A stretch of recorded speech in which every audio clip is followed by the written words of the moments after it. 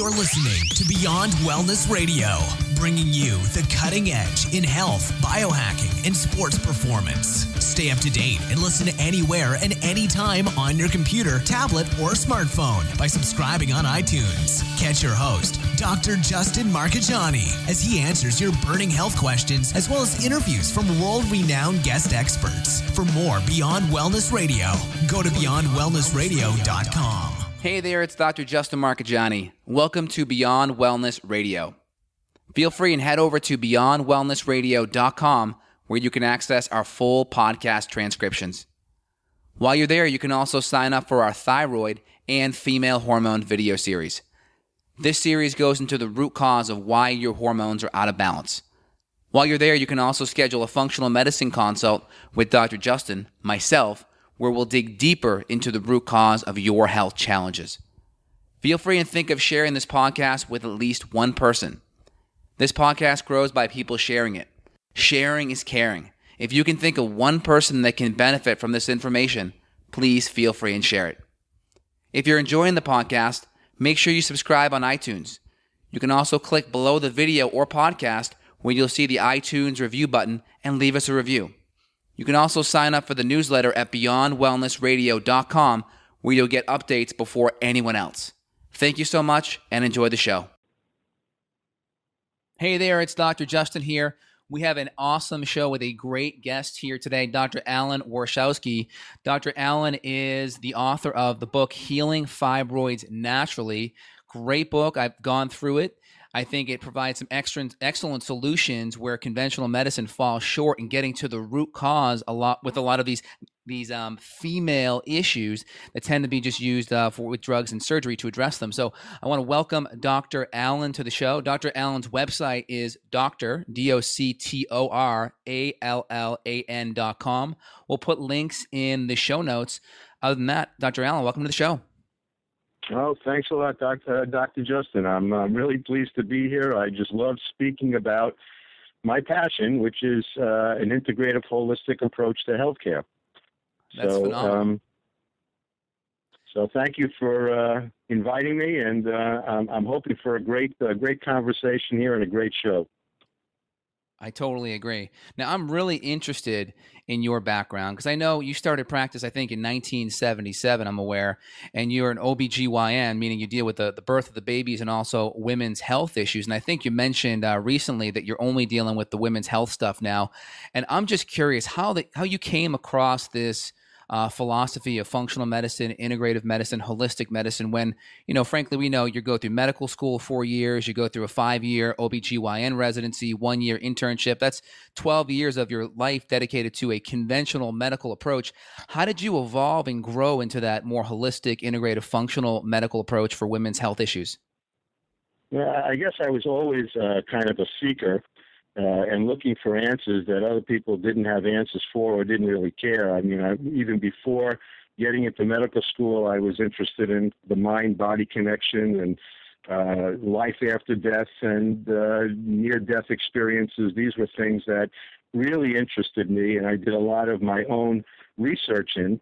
I had to put that all aside when I went to medical school because, as you said, it's very conventional, it's very straight, and to get through it, you've got to do the work and you've got to get through it. But I was, kind of blessed to be in a residency program where there were a number of attending physicians who were interested in mind-body medicine. I got introduced to the work of mindfulness meditation with Jon Kabat-Zinn through one of these attending physicians.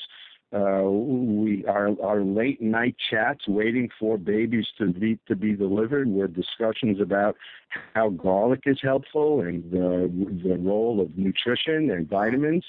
So there were one or two people who were really before their time, people who were doing natural childbirth in the 70s. It was really an amazing residency that allowed me to come into practice, as you said, in 77, with a different approach to what was going on. So I was doing talk therapy for women with PMS in the early 80s. I was using vitamins, to treat, certain PMS symptoms and other conditions related to hormone imbalance. And it was hormones that really were my major interest, along with the connections between mind and body and spirit, because going through medical school, I didn't know what I wanted to do. I wanted to be the greatest cardiologist at one point and the greatest surgeon at another point, and I bounced around until I delivered my first baby. And then that was kind of an instant, kind of energy hit. It was my aha experience. Just energy of the birth experience is what propelled me into OBGYN, whereas it was for other people, it was the surgery, it was, some of the endocrinology, but for me, it was the birth experience. And then wanting to understand that more from a conventional perspective led me into, this kind of lifelong evaluation of hormones. And how that's all connected with everything else. And I'm just curious too, because you were coming out in the late 70s here, and it was all the rage was this low fat kick that was going on starting in the 70s and the early 80s. How much did you see all these low fat fad diets affecting your women's hormonal health back then? Well, I can't say I was aware of that aspect of it at that time. At that time I was working more against the conventional hormone ideas. So the conventional hormones, Premarin and Provera, the horse hormones, with the poisons, which are poisons, horse hormones and synthetics. My battle at that time against conventional medicine was trying to get people to understand the use of bioidentical progesterone and estrogens. So I wasn't really doing all that much in terms of diet until I got into the Holistic Medical Association in the early 90s and met people like Bernie Siegel and Norm Shealy and Chris Northrup and, some of these true pioneers, and then, everything came together for me. And, then, certainly the nutritional aspects of health and, more of the spiritual aspects of health, came into clearer focus, and how that all connected with my passion, which was evaluating and rebalancing hormones. Very good. So you started getting into the more nutritional elements in the early mid 90s. What's your perspective right now? We know people are individuals, but what kind of macronutrients, proteins, fats, and carbs are you recommending? Do you kind of have a paleo approach where we're trying to get, good, clean, organic meats, healthy fats, lots of good organic veggies, staying away from pesticides and GMOs? Is that kind of your philosophy? How would you interject the nutritional recommendations to your patients today? For most people, what we want to do is we want to reduce inflammation and toxicity as much as possible. We want to keep, the chemicals out of our diet as much as we can, a non-GMO. So I tell people when you go shopping, the mantra is local, in season, and organic, and that way you can mostly get healthy foods. They should all be non-GMO, even though there's a major push now to show how GMO is not too bad. Right. I tell patients, they come and they say, well, I saw this article. They said GMO is not so bad. I said, well, look, if you're in the Sahara and there's no food around and they only offer you GMO food, that's great. But here we have a choice. And when your food is genetically modified to be Roundup or glyphosate ready, or now 2,4-D ready, which comes from Agent Orange, which means that the seeds are genetically modified so they could spray these poisons on them to kill the bugs ostensibly, but we still have servicemen that are suffering from exposure to Agent Orange in Vietnam, and that's where Dow Chemical is producing 2,4-D comes from. So we want to keep this stuff out of our diet. So that's the basics. And then, I eat myself a paleo-type diet. Great. And I think that works for a lot of people. It doesn't work for everybody. But a Mediterranean-style diet, which is more of the above-ground vegetables and the leafy greens, deep-sea cold water Mediterranean fish, and, maybe some grass-fed red meat can be added to that. A lot of good oils, the olive oil, certainly big on coconut oil and avocado, and so that's the diet that we promote to most people. I think that the low-fat, high-carb diet, the low-fat, the American Diabetes Association is still saying 5 to 7 servings of whole grains a day. I think that's crazy. Oh, absolutely. I think it's even more. I think it's 9 to 11 a lot of times. Yeah, I think that's, that should be malpractice. Oh, my gosh. Absolutely. Now, I see a lot of, go ahead. Yep. No, go ahead. I see so many patients come in, right? The diet isn't right, like you already mentioned. And then they have either endometriosis or they have some type of fibroid or some type of ovarian cyst. And, the conventional medical cookbook OBGYN approach is predictable. If you have PCOS, it's metformin. If you have endometriosis, let's go in there and burn it out. If you have a fibroid, let's cut it out. If you got PMS, we'll throw you on a birth control pill, maybe an antidepressant. It's kind of like this cookbook shop in the OBGYN world. And I'm just fascinated on some of the things that you went above and beyond the conventional standard of care. What kind of things were you doing early on in your career to start fixing, let's say, endometriosis, fibroids, PMS, just to start there? Well, it all really started with me with one of these aha experiences in the operating room, because, for many years, I was doing all the surgeries that I'm now trying to keep women from having. So I was walking through the OR and watching a colleague take out a totally normal uterus from a young woman. So, we'd have a very collegial kind of group, and I went over to him and I said, well, what's your indication for taking out this normal uterus in this 40-year-old woman? And he said she just had heavy bleeding and I couldn't stop it. Oh my gosh. So, for menorrhagia, which right now there's an FDA-approved medication for, even called Lysteta.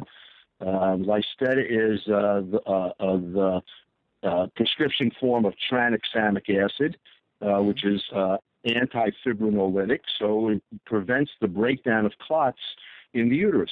So this was just approved about 2 or 3 years ago by the FDA, but I've been using tranexamic acid for 20 years. For all the time I've been working on my fibroid protocol, which basically happened after that episode in the OR. So I looked for first of all, you need to find the reasons for these things going on. So the conventional approach, all the things you mentioned, are just taking away the problem. It's either putting on blinders, putting on a Band-Aid, taking out the tumor, but it doesn't take away the underlying issue. The underlying issue is all about chronic inflammation. So I became an inflammation doctor. So I went from a hormone doctor to both a hormone and inflammation doctor. So from my perspective, what we could see, the tip of the iceberg at least, what we could see conventionally, even if you do the labs, is that all of these chronic conditions, fibroid tumors, endometriosis, they're all based on some underlying inflammation, inflammatory cytokines, and some kind of hormone imbalance. And you could identify those issues. You can, correct the imbalances once you find them. And if you certainly bring in the mind-body connection, which is what we do. So for fibroids, endometriosis, we always have patients doing meditation, visualization exercises while they're using castor oil packs. So each patient gets their own individualized exercise that's done in conjunction with the castor oil packs. They meditate by teach them to do belly breathing, diaphragmatic breathing. So they're in a calm, relaxed state while they're doing it. And so in addition to the physical anti-inflammatory aspects of this treatment and bringing in the mind issue, getting rid of the feelings of frustration and anger and disappointment that women have when they have to deal with these difficult issues, and bring in instead feelings of gratitude, thankfulness that the fibroid, the endometriosis is bringing up what's out of balance in their lives.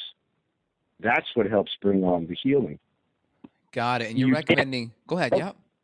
You don't heal a fibroid by taking it out, because I've worked with women who've had 3 and 4 myomectomies. They've had their fibroids removed 3 or 4 different major surgical times, and they just keep coming back because no one is looking at the underlying issues. I agree. And you're recommending a lot of the castor oil packs to help with the lymphatic circulation to kind of clean out the lymph. Is that what I'm hearing? Well, it's been shown to be an anti-inflammatory. I also bring in things like dry skin brushing for lymphatic drainage. There are some herbal compounds that can be helpful with lymphatic drainage. So we're concerned about that, because if we're breaking down toxins, if we're helping to eliminate toxins, we want to support the body's way of doing that, and that's certainly part of the lymph system. So we're going to make that pack. We're going to put it right over the uterus ovary area. Is that where we're putting it on the body? Right. So the pack is made with generally wool flannel, and we use hexane-free castor oil, so you don't want to use anything that's toxic. Sometimes we use phytolacca or poke oil first. Poke oil has been used, I believe, for like decades as an essential oil to break down breast cysts and fibroadenomas in the breast. We use it for that, but I just brought it down to use for fibroid tumors as well. So that's applied first to the fibroid when you can feel it. So a woman who has a uterus that's larger than a 3-month size pregnancy, that uterus already can be felt abdominally. So, we explore the uterus, the fibroids together, myself and the patient, through an ultrasound.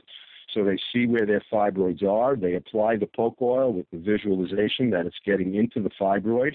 And then they put the pack on top of that and continue with the visualization exercise. So the castor oil pack's going right over that fibroid. How long is that there for? Half hour? I look, a major piece of this, Dr. J, is the stress piece. Yeah. So these patients are coming in major stress already. Their lives are being totally disrupted, whether it's severe PMS or fibroid tumors or endometriosis. It's all, the same. Their lives are being totally disrupted. So you don't want to give them more things that are going to be stressful. So I tell them, this is how you do it. The frequency is up to you. I explain to them the importance of carving out some time for themselves because self-nurturing is an extremely important piece of any kind of healing process. If you don't do the self-nurturing, you're back to the conventional way of taking a pill or cutting it out or burning it out. I don't want to do any work. Just give me something and get rid of it. Right. So that's the conventional approach. We want to avoid that. So, the patient, the client needs to be a partner in the healing process. I understand. Yeah. And you also said poke oil. Tell me about that. Are you applying that topically when you're inside the vaginal area there? How does that work? No. I use the poke oil to massage, to have the patient massage it into the fibroids that they could feel abdominally. Okay. So before they're applying the pack, they're massaging a few drops of the poke oil in maybe an ounce or so of the castor oil, and just massaging that into the fibroids that they can feel abdominally, and then they put the pack on top of that. Got it. So it's kind of a ritualistic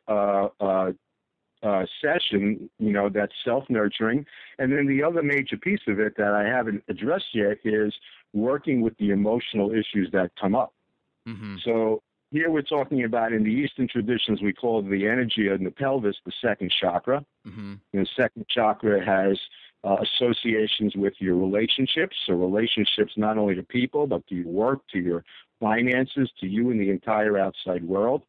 Certainly in women, it's associated with creativity. So what's in your life that you don't want, or what's not in your life that you do want, and all kinds of abuse.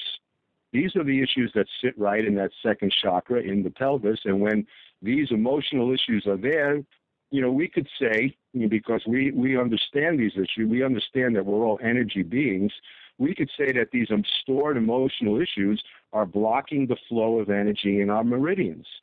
So these are the meridians that acupuncturists are needling to get that flow going again.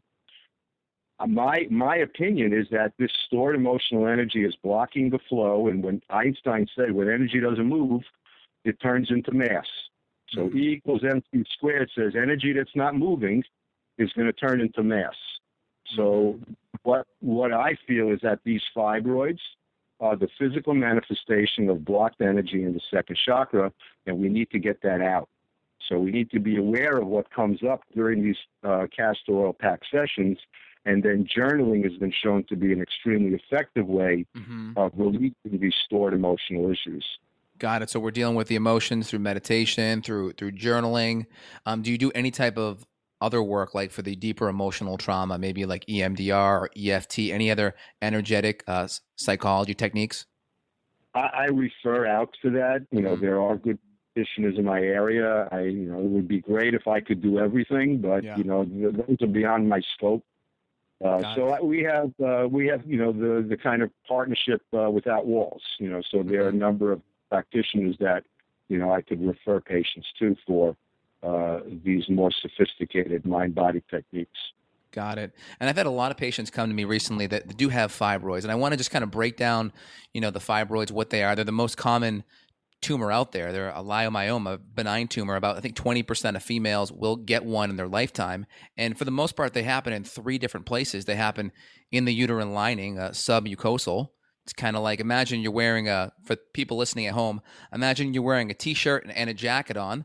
So a fibroid in between the skin and the t-shirt, it's like a submucosal fibroid.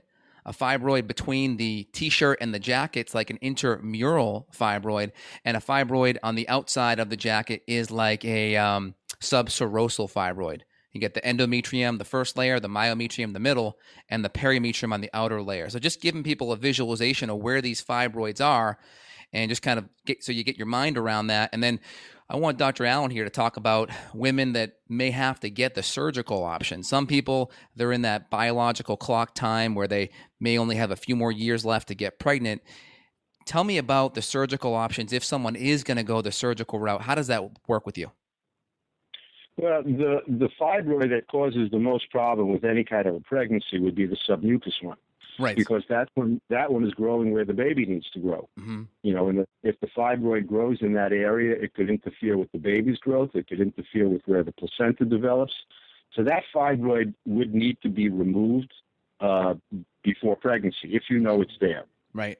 Certainly pregnancies have probably gone on without knowing that there's a small submucous fibroid and have been fine, and others are probably miscarried, and we didn't realize it was because of a small submucous fibroid.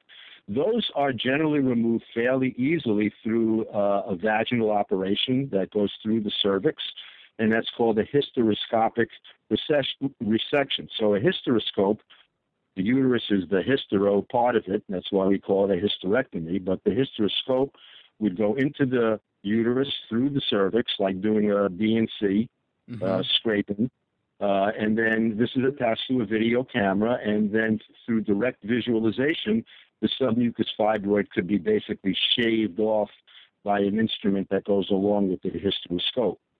Any other fibroids in the wall of the uterus or on the outside of the uterus, or the one that kind of connects by a stalk called a pedunculated fibroid, right, those would be removed through an abdominal incision.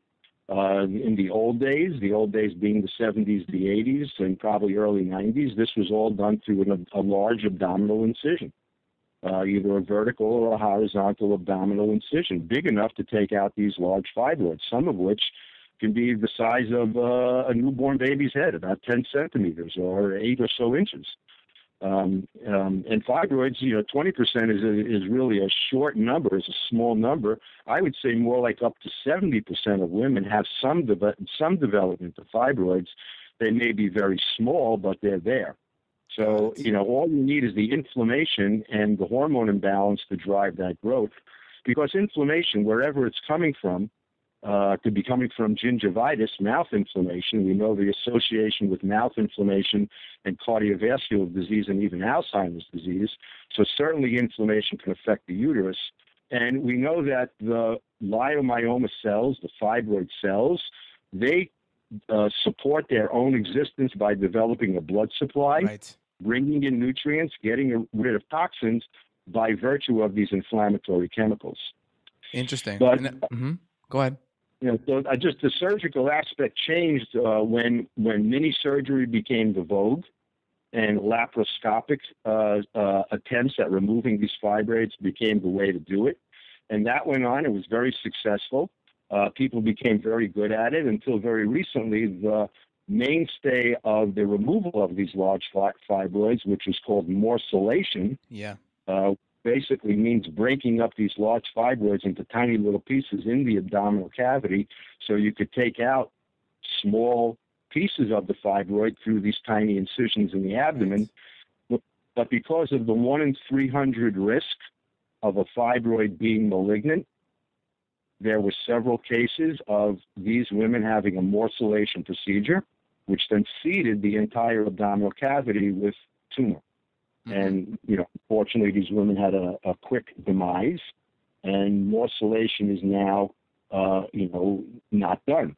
It can only be done if the operator can take the fibroid out of the uterus and put it in a bag. So this is now taking an overcoat on top of your outer coat, Right. putting a bag inside the abdomen and breaking up the fibroid in the bag so it doesn't seed the entire cavity. But very few laparoscopic surgeons are capable of doing that. It's a very, the learning curve on that is extremely steep. Interesting. And I know Dr. Pritz, she's a researcher. I think she did a study, or it was in the Cochrane database, where she was actually finding that the intramural, the in-between fibroids, between the t-shirt or the shirt and the coat, so to speak, with my analogy, were even having an effect on reducing fertility. And the mechanism is suggested as decreased blood flow or decreased angiogenesis. Did you have any thoughts on the in-between fibroids, the intramural ones, affecting fertility at all?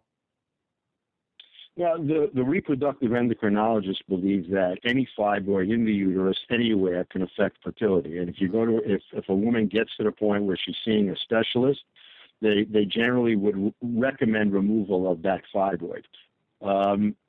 My concern, with the intramural fibroids is, more about the potential of damaging the endometrial cavity itself. Mm-hmm. And then once that happens, the cesarean delivery is essential because of the risk of rupturing of the uterus. Right. So, that certainly would be more of a risk with the intramural fibroids, weakening the uterus. And then the other issue about weakening the uterus, which, they're still studying, is that can you put the uterus back together again, using a mini surgical approach, which is not using your hands really, you're using instruments or robotics to tie knots and to bring the, incise portions of the uterus back together again. Can you do that as well robotically as you could do with your hands, feeling the tightness of your closure? So that's still being looked at, and they still do studies. Is an abdominal myomectomy with a hand closure as secure as the laparoscopic one, and does the laparoscopic one increase the risk of rupture of the uterus? So we don't have answers on that yet, but it's still, I would say, a concern. So ideally, go ahead, yeah. That is because recently there's been some studies looking at another aspect of this cutting into the uterus and then future pregnancies, and that's the issue of just doing a hysterectomy for whatever reason and leaving the ovaries. So taking out the uterus and leaving the ovaries ostensibly is because you don't want to disrupt the hormones being produced by the ovaries. But what we see very often is that the ovaries go into shock. When you do pelvic surgery, the ovaries go into shock, and for a portion of time don't produce any hormones. And depending upon the underlying status of the woman, if she's older or if she's got some underlying physiologic problems, her ovaries may not come back at all. So there may be, and we don't know exactly why, it could be this ovarian shock issue, or it could be related to something that the uterus is producing, some hormone that we have not yet identified that the uterus is producing that also affects ovarian hormone production. And Got it. And cutting into the uterus at any point, could be affecting that. That makes sense. And can you talk about some of the hormonal factors that are driving this? We know we have lots of xenoestrogens in our environment, from estrogens in the water supply, such as fluoride even could be an estrogen mimicker. We have all the pesticides and the GMOs, which are estrogen mimickers. Plus, we also have the birth control pills, which have a significant amount of synthetic estradiol in there. So I wanted to get your take on the estrogen dominance. And also, do birth control pills increase your chance of growing a fibroid? In my opinion, it does. I don't think that there's been a study that shows that, but we certainly see, patients that are put on birth control pills ostensibly to reduce growth of their fibroids, and they just grow. Right. These things are being done, these kinds of treatments are just being done in the dark. Doctors are just throwing these drugs at patients. I had a patient come in just the other week her fibroids were under control. She had seen me years and years ago, and things were under control. And then she started having some bleeding problems, and her doctor put her on, examined her. The fibroid was growing, so gave her an injection of Depo-Provera to stop the growth of the fibroids. And, it's just unbelievable that what we know about regular Provera, that Provera has been shown to cause malignant breast tumors in dogs. I mean, in the PDR, the physician's best reference, for years and years, they took it out now. Somebody took it out, but for years and years, Provera had as a black box warning, this drug increases breast cancer in dogs, but yet they give it to women. And now they give a Depo-Provera, which is like a 3-month shot that doesn't even go away, which is even worse. And sure enough, this woman's fibroid came in. It was twice the size as it was before she got her shot. So I think the synthetic hormones, certainly in women who have the right combination of hormonal issues, and it's not just hormones. We keep just saying hormone imbalance, but it gets more complicated than that because it's the receptor sites for the hormones in the cells, and it's the enzymes that detoxify the hormones. So all of these, they work all together. So it's hormones change, receptor sites change, enzymatic enzymes that metabolize hormones change. These foreign hormones come in and they affect the same receptor sites. So it becomes very complicated. I would just say in the last 5 or 6 years, they've discovered that there is a second progesterone receptor in our cells. And depending upon whether or not you have inflammation, you either stimulate progesterone receptor A or B. There's no test to figure out which one it is. If you stimulate A, you get fibroid growth. If you stimulate B, you may not. So it's that much of a blind issue at this point. There's so much that we don't know. What we do know is those are the issues that I try to work with. Do you have any thoughts on using progesterone, bioidentical progesterone, specifically in the luteal phase of the second half of a female cycle? Will that help? Well, that will help with the PMS, but will that grow the fibroid at all? Will that have negative effects of maybe shrinking the fibroid?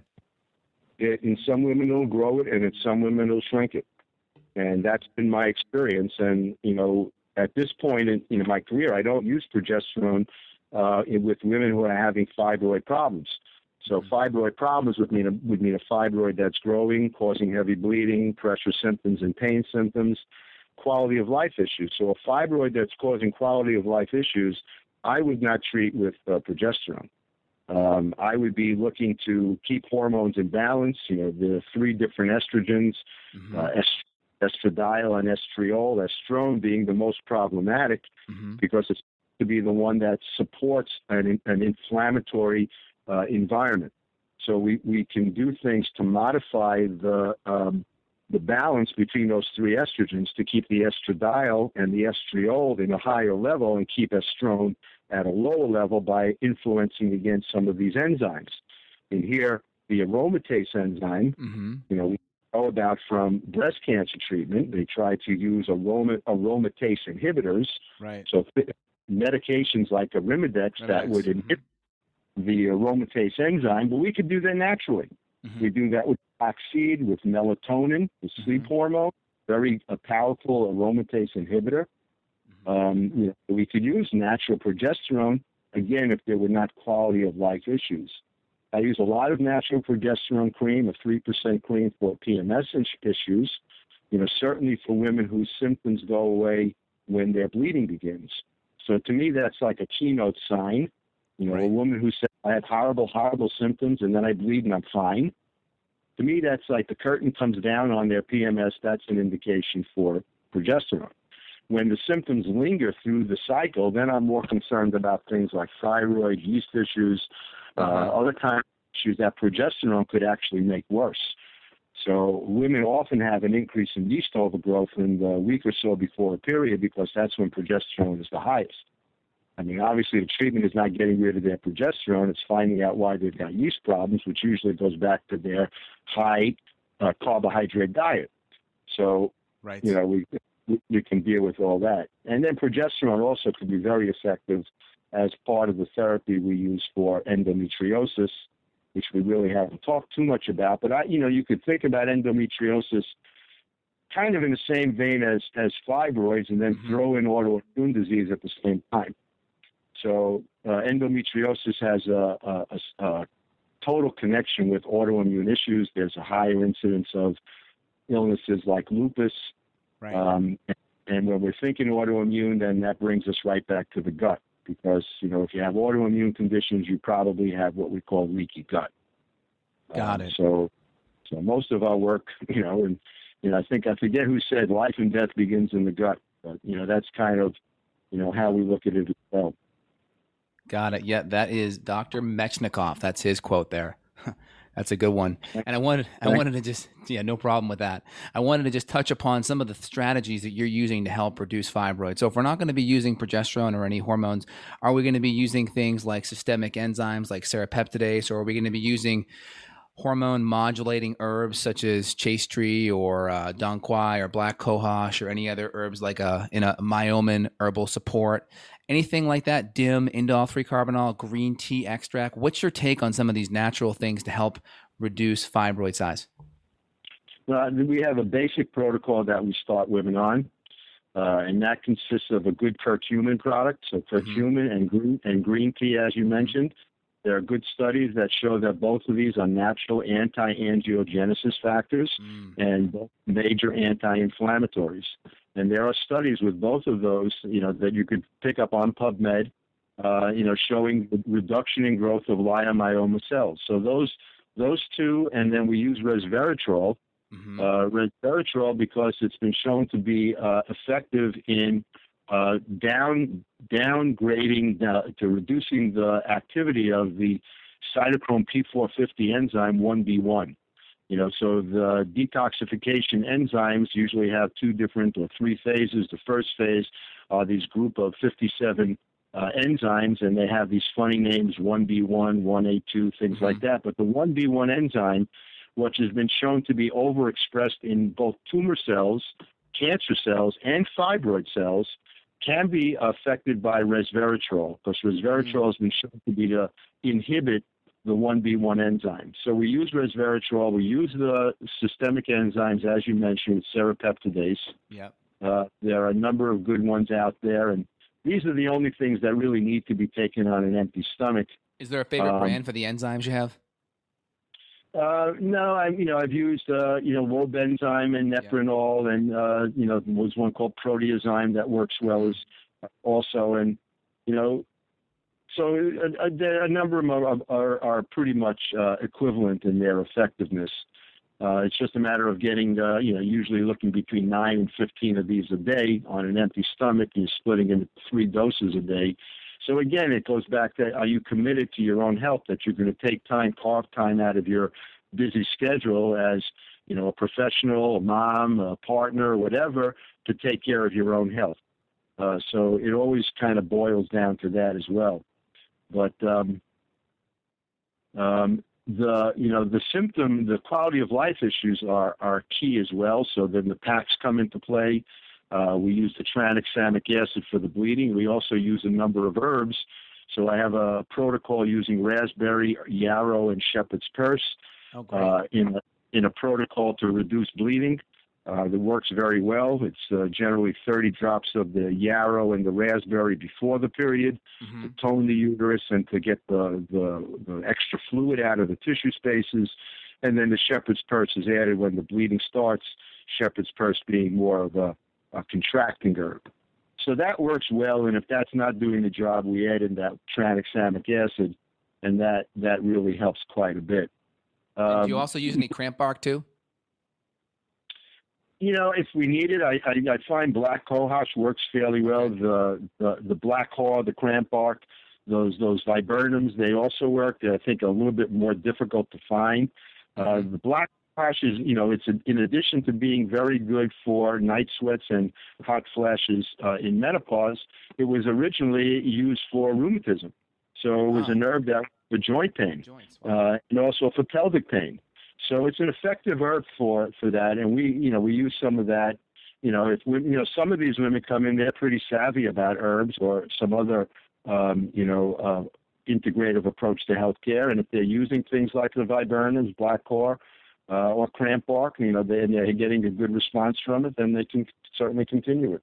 How about Chase Tree or Vitex?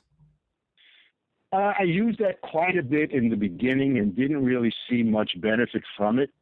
So in lieu of adding, I always find more, less is more is better.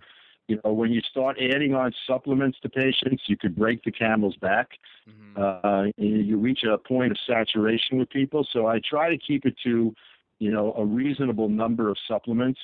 I was doing, some of these herbs for lymphatic drainage, and I backed off on some of that in lieu of things like dry skin brushing.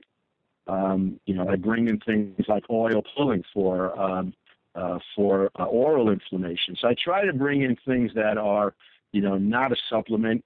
We try to work with, the mind body, as often as we can. And after our first, so that would be our initial visit. People walk out, they're usually kind of blown away. It's a 2-hour visit, our initial visit. They walk out with a folder of, maybe 20 pages of things that we've gone over. And then in our next visit, which is 2 weeks later, when we review the labs that we've done, we go over everything again. So, the first visit is really planting seeds. The second visit is not only rehashing the first visit, but looking at what the individual issues are. So we look at estrogen metabolism. We look at the 2,16-hydroxy ratio to see if we want to bring, indole 3-carbinol or DIM into the picture. And again, I would try to work first, with increasing cruciferous vegetables. Right. And bringing in more flaxseed, ground flaxseed into the diet. And certainly working on the exercise and fish oils. So, wherever I can, I'm going to try, at least initially, to keep the supplements low and to have other lifestyle changes, work to make a difference. Because ultimately, these patients are not going to be on 30 supplements a day. They're going to want to instill in them some tools that they can then continue to just incorporate in their lives, whether it be oil pulling, dry skin brushing, belly breathing when necessary, making sure that they're exercising appropriately, getting half their body weight in fluid ounces every day, flossing nightly. So these are the things that we stress, above everything else. So if a patient says, I can't do your program, it's just too much to do, but I like all your other stuff, to me, that's a win. Okay. If they leave and they're going to change their lifestyle and they're going to bring all these healing modalities, they're going to have a commitment to their health. To me, that's a win. So when you talk about the detox, you mentioned the 2, 4, and the 16 estrogens there, the metabolites, and you also mentioned the detox pathways. Question number 1, part 1 is, do you have an objective way of looking at detox? Are you using an organic acid test or a hormone metabolite test, number 1? And then number 2, give us the story. Which ones are the bad ones and which ones are the good ones in those hormonal metabolites? Well, I do organic acid testing for every new patient. Good. So, so in addition to a lot of blood tests, so I've been accused of going on fishing expeditions with my blood work, and I tell people that's right. That's exactly what I'm doing, because I don't know what's your underlying issues. You've seen 3, 4, 6 different professionals already, different doctors. They all tell you that you're fine. So I'm going to do a lot of things. I'm throwing out a wide net. When you go fishing and you throw out a wide net, everything you pull in is not edible. You're going to throw some stuff back. So I go on this fishing expedition with lab work, and we look at, certainly we look at liver enzymes for detox. I do a GGT or gamma glutamyl transpeptidase, again, looking for toxicity. We do a lot of inflammatory tests as well. We do oxidized LDL, C-reactive protein, homocysteine, hemoglobin A1C. So all of these tests looking for toxicity and inflammation. And then the organic acid tests, so those are tests are showing us breakdown. So those are the breakdown tests. Your cells are now spewing out enzymes into the bloodstream. They're breaking down. So then I turn to the organics test, which tells me if you need an oil change before the breakdown. So this is telling me, do we need, you're running out of gas? Do you need more glutathione? Do you need more NAC? Do you need more lipoic acid, the B vitamins, etc.? So we could prevent the breakdown.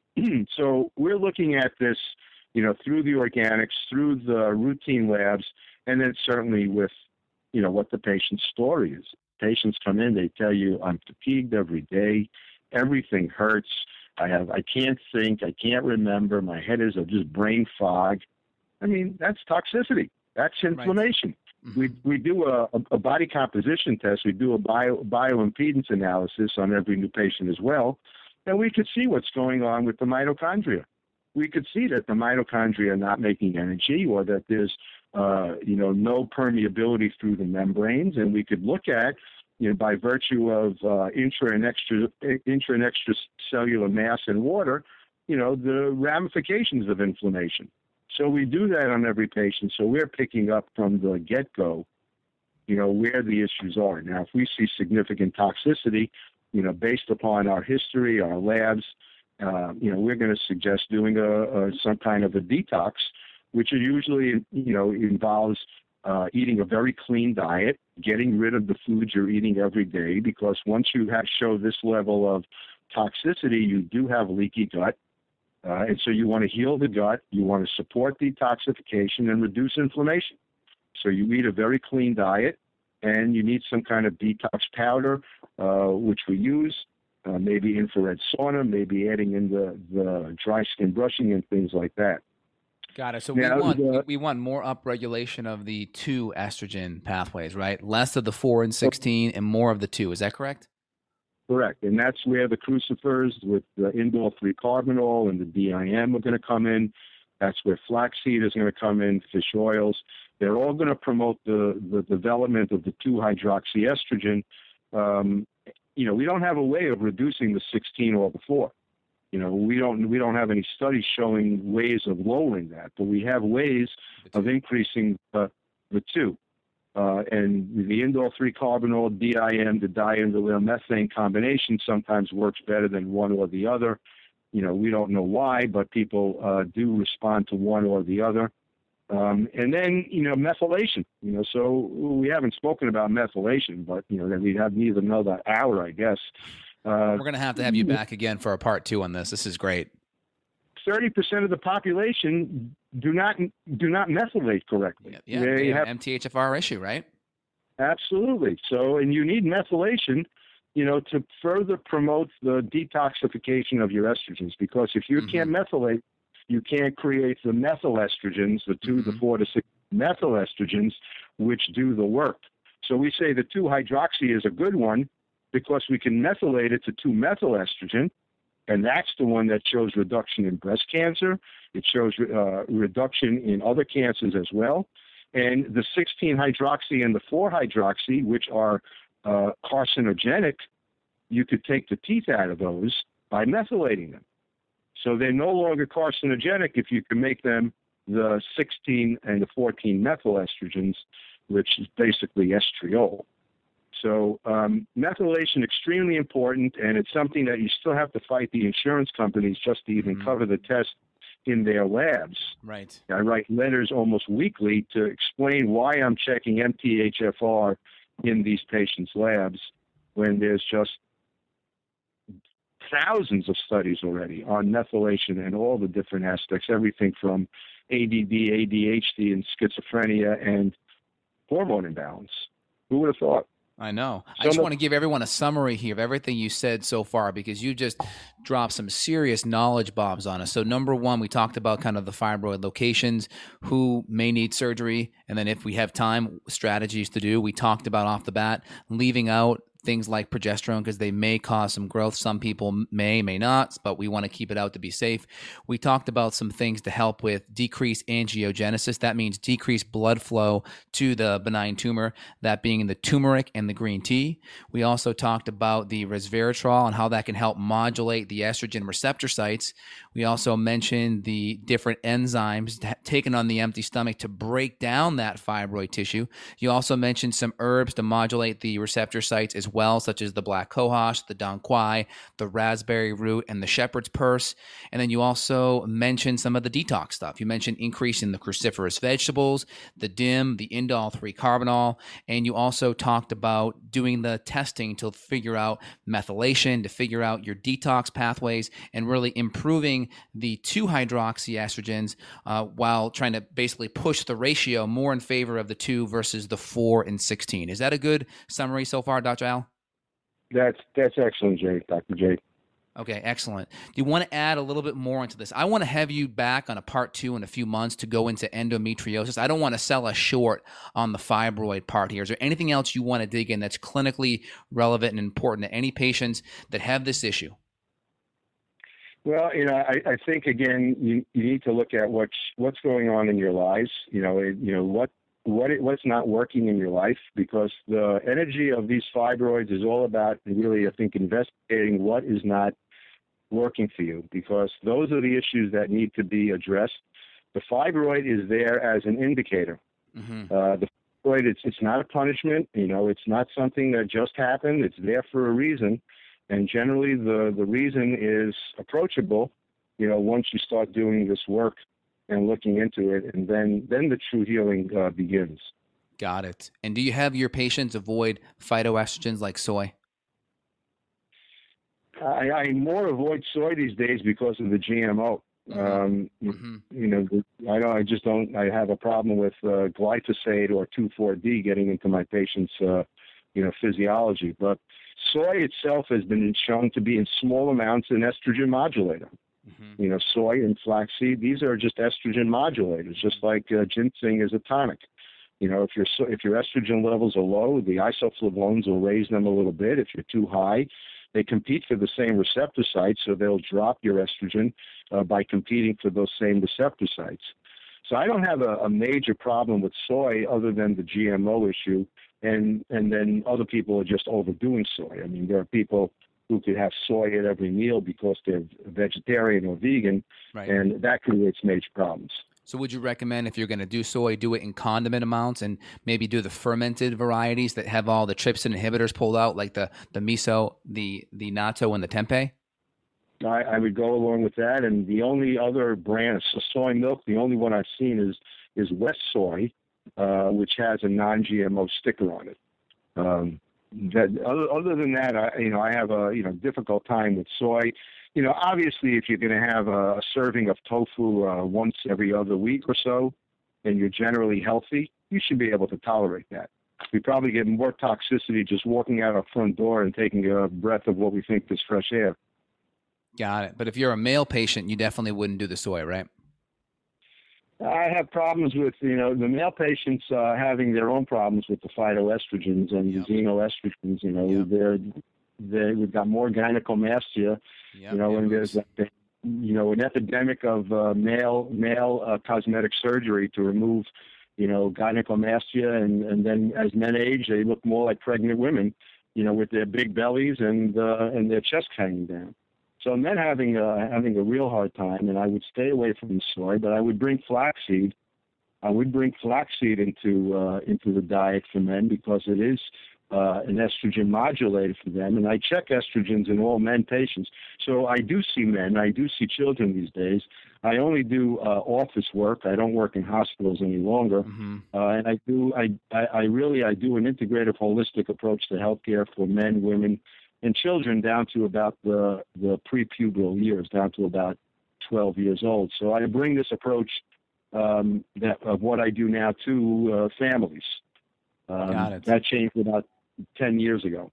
And do you have any thoughts looking at the free fraction of the hormones, like the estradiol free, progesterone free, versus just looking at the total serum levels of the hormones?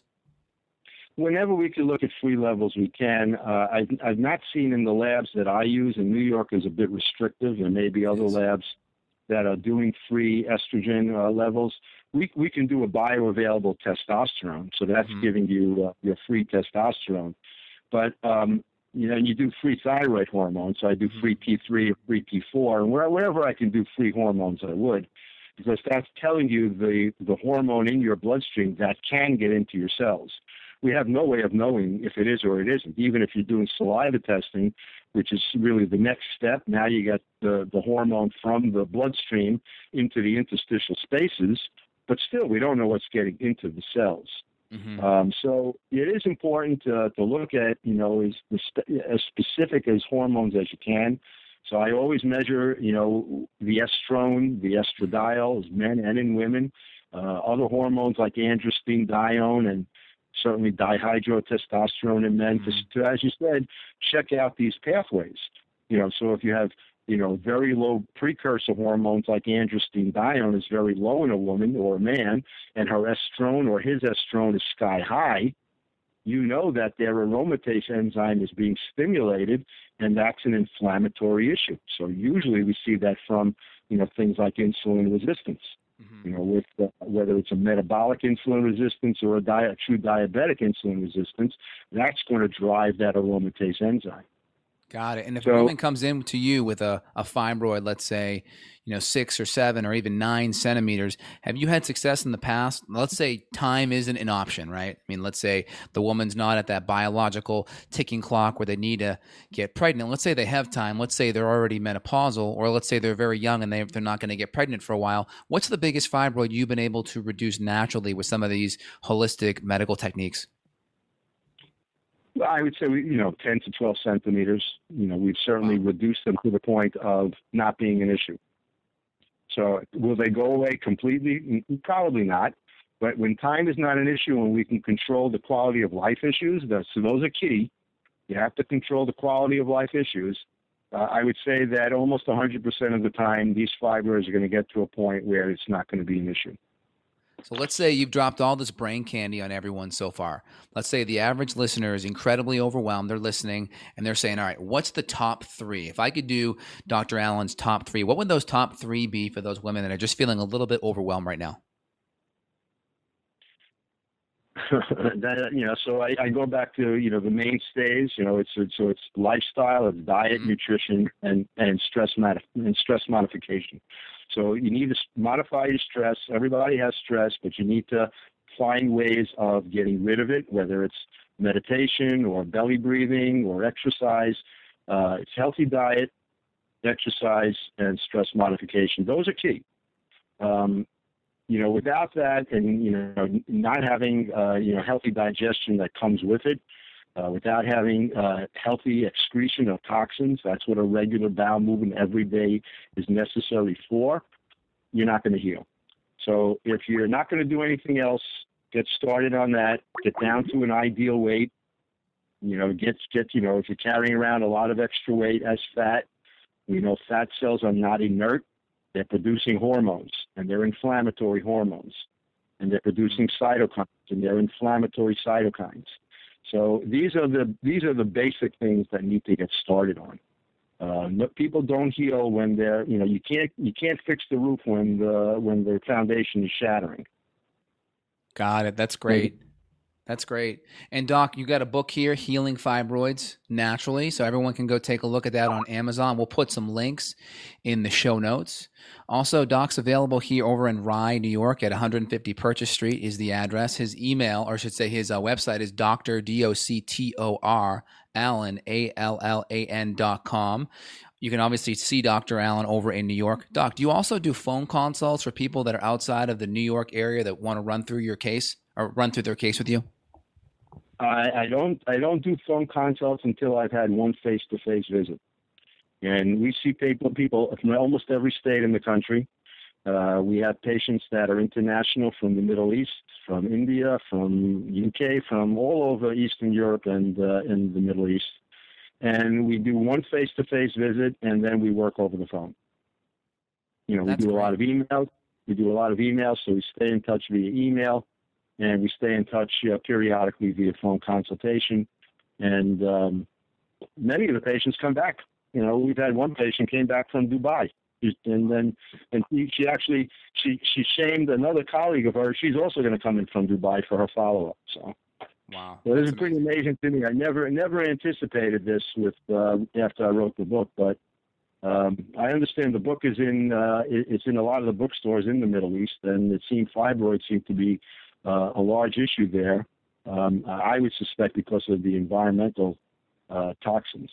I agree. Are there any other ways my listeners can get a hold of more of your information outside of what I already mentioned? The book and the website are the two best ways, and that'll direct you to your next step if you want to take it.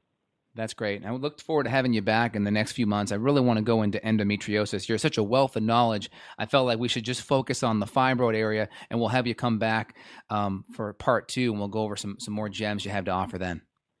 My pleasure. Dr. Allan, thanks. You were a phenomenal guest. Have a great day. You too. Take care now. Bye-bye. You too. Got a question for Dr. J? Go to BeyondWellnessRadio.com and click the questions button. Then tune in to hear the answer. Also, if you like the show, click below to review us on iTunes. For more Beyond Wellness Radio, go to BeyondWellnessRadio.com.